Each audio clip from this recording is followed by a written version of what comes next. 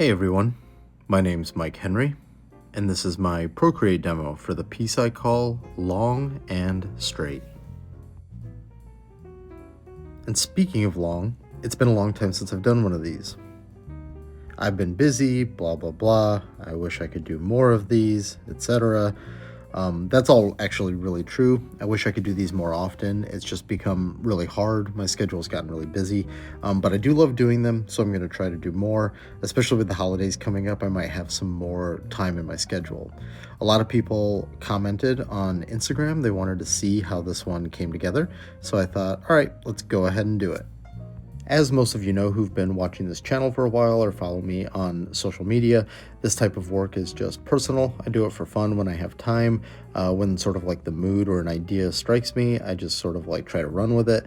That's really all these are. And this one, while not intentionally so, has a similar vibe to a piece I did a long time ago. I think it was called like Tangerine, with like a chick with orange hair. Not intended to be referencing that or a follow-up, but I can definitely say after finishing it that it has a similar vibe overall. So as you can see in this sketch phase, I essentially had like some ideas and I started running with it. Just some loose sketches. Originally, I think her arms were folded there for a second, and then I just sort of went with something similar where she's kind of going, or simpler, I mean, where she's going off the page a little bit.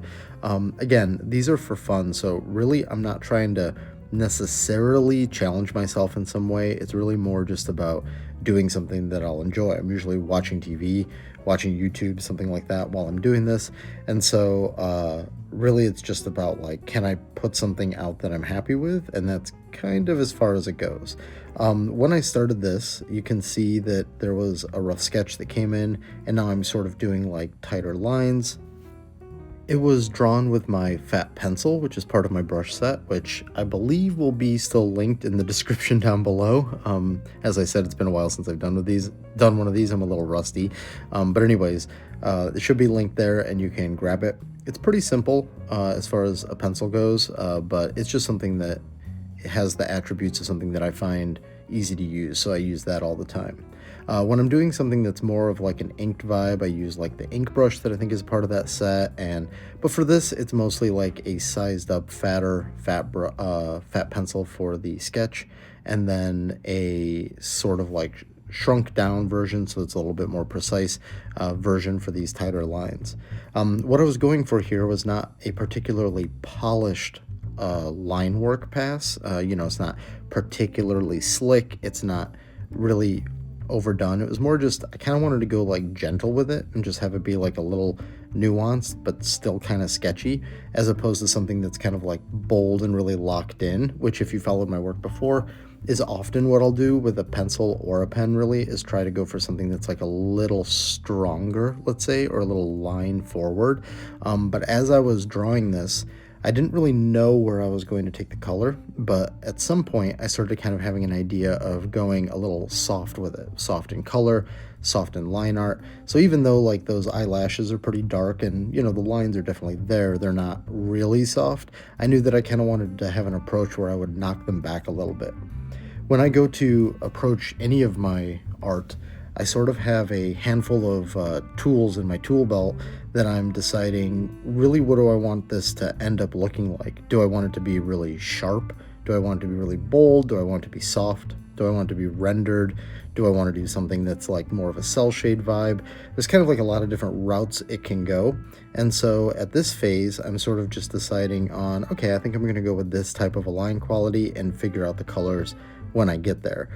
You'll see though that when I get to the colors, I landed on something pretty quickly. I sort of think about the subject, in this case just this woman who is nobody in particular, just sort of shapes that I find as I continue to sketch. And I was like, it'd be kind of cool if maybe all the values were really close together. And that was really kind of it. So you'll see that once I get to the coloring phase, I land on that pretty quickly.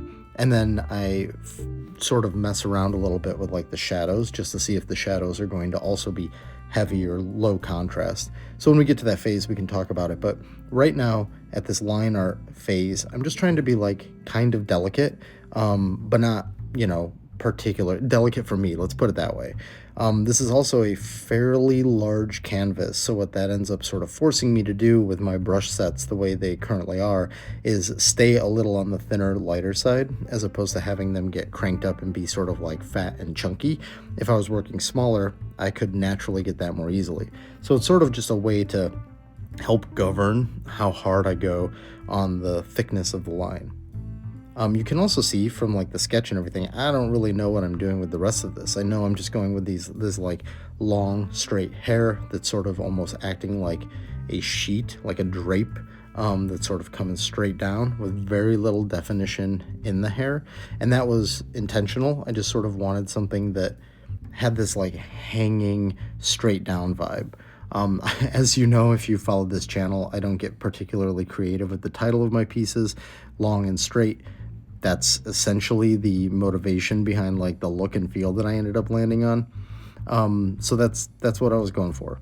By the way, you can see there every now and then like a bunch of layers sort of turning on and off, and that's usually depending on the method or the type of illustration I'm doing, or a bunch of things. I might actually create the line art on a bunch of separate layers and then eventually bring them all together. And so that was me just sort of turning on and off some of the extraneous layers that I had developed throughout it, and then merge them all together so that they're all part of one unified thing eventually.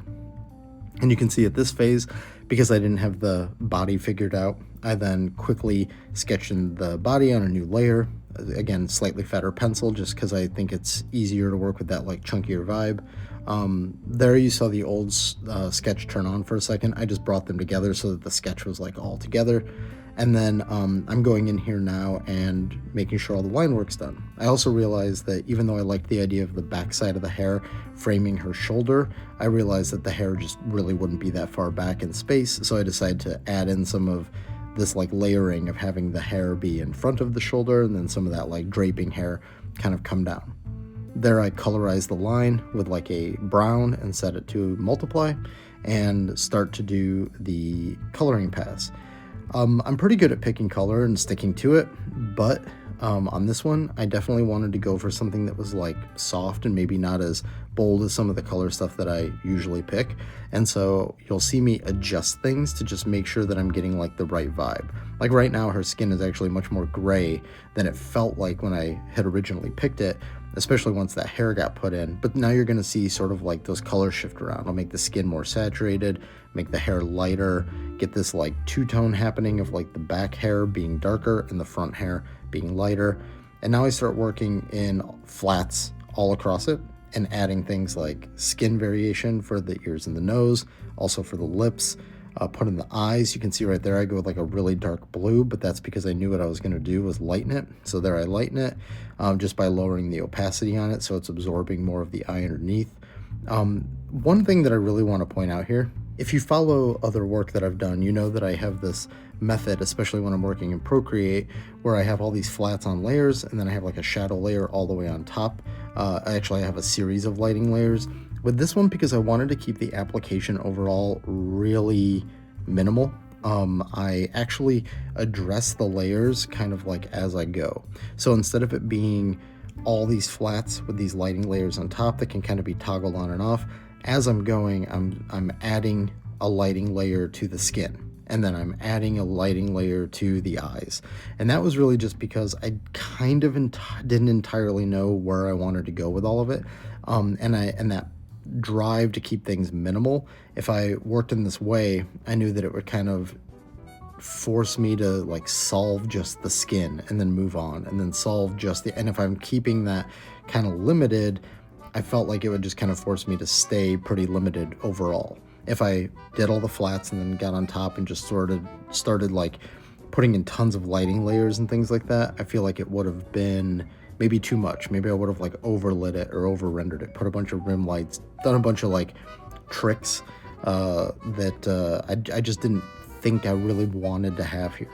So if you're wondering what these layer settings are, right now I'm dealing with like a really pale, actually I take that back. It's a semi-pale, sort of like tan, a little on the red side, set to multiply, but then the opacity is actually lowered quite a bit to kind of take the edge off of it. So if I were doing something that had a bolder palette, that would probably be at like 100% opacity on that layer, but by knocking it back, I can get some of that softness. You'll also see that, like what I often do, I've got 2 layers going on here. I've got like sort of an ambient occlusion layer, and then another one that's like the cast shadow layer, like coming from sort of mostly her hair, but it's like the shadow that's being created around her neck, down on her chest, sort of underneath the hair that's like on her, the shadow on her forehead where the hair is coming down a little bit, and just trying to find these opportunities to not do too much and just do like a little bit. Here I'm putting an outline around the entire thing and then just lowering the opacity on that a lot to give it this like subtle outline vibe, but without being too heavy. And then here we're putting in rim lights. Around this point, actually it's more bounce light than rim light. Around this time I sort of thought to myself, you know, it'd be cool to like throw some heavy tattoo stuff on her. I do that a lot where I'll put like maybe a girl who doesn't look like she would be heavily tattooed or something like that. Like she kind of looks like she's from, I don't know, maybe like a makeup ad or something like that, but then throw that on. And so I just decided, hey, let's do that. It's not really part of a series, but it sort of puts her in line with other characters that I've done like that. So here is a separate file where I just designed a symmetrical chest tattoo. Just set the assist layer to be symmetrical and just work it that way. I knew that even though it was going to be perfectly symmetrical, I was going to have to warp it to her body, and then that was going to bring some visual interest to it. So even though it is symmetrical and you would want that tattoo to be symmetrical in real life, it'll bring some visual interest. It won't feel too mirrored when it's actually on her, because it'll be in perspective and it'll be on her form. So I just go with this look here where it's like sort of metal inspired tribal-y type thing mixed with this jawbone and this eye, and then we've got like the dark black and then the gray so that we can get some tonality there. And then throwing in like just a bunch of loose supporting tattoo stuff for all of the areas that wasn't taken into account by that chest tattoo. I just really wanted her to be like from like under the jawline, almost like she's more or less completely done up, and so that's how I hit it. And then the tattoo, I wanted to be just as soft as the rest of it. It almost comes off like a gray tattoo, but it's really not supposed to be gray. It's more just supposed to be like the entire thing is pretty low in contrast, and I wanted the tattoo to be the same, even though it wouldn't be if it was actually black and gray. I also support the eyelashes by darkening those, get some new reflections in the eyes, put some shine in the hair, duplicate the lines and slightly blur them, and then reduce their opacity to increase that softness a little bit. And at this point, I'm just kind of going through adding extra touches like those little wispy hairs, and then we sort of wrap it up right there. I'm going to hang on the final image for a second just to talk about a few little details. There is some subtle chromatic aberration on this. I also got some questions online about the tattoo and how I do the tattoo. I more or less do tattoos the same way across all pieces, but I will sometimes adjust the methodology if, like, say, the lighting calls for it or something else like that. In this case, because I'm going with that light gray, it is just the color of the tattoo is that color. However, because it is on the skin and underneath some of those shading layers, it picks up all of the lighting that's happening because those are all multiplies on top of the tattoo itself. There's another piece I did shortly after this that has tattoos also with a different treatment. They're more black, and then because the lighting is more dynamic overall, I also have some highlights over them and other little adjustments. We'll cover that when we get to that piece, but I just sort of wanted to like address the ones here and kind of how they're set up. So they're essentially a layer on top of the skin that's been warped using liquify and a few other adjustment methods, and then it's inheriting all of the shadow layers from what's on top. So that's the final with sort of all the tricks. Not that many tricks here, just as a comparison. Here's the sketch. This is the rough sketch as to when I started like working on it, minus some of the body sketches that come in later. And then here is the final version. So thanks a lot for watching. If you enjoyed this video, please consider hitting like and subscribe. And like I said, as we get to the end of the year, I'll try to do as many more of these as I can. Thanks, gang.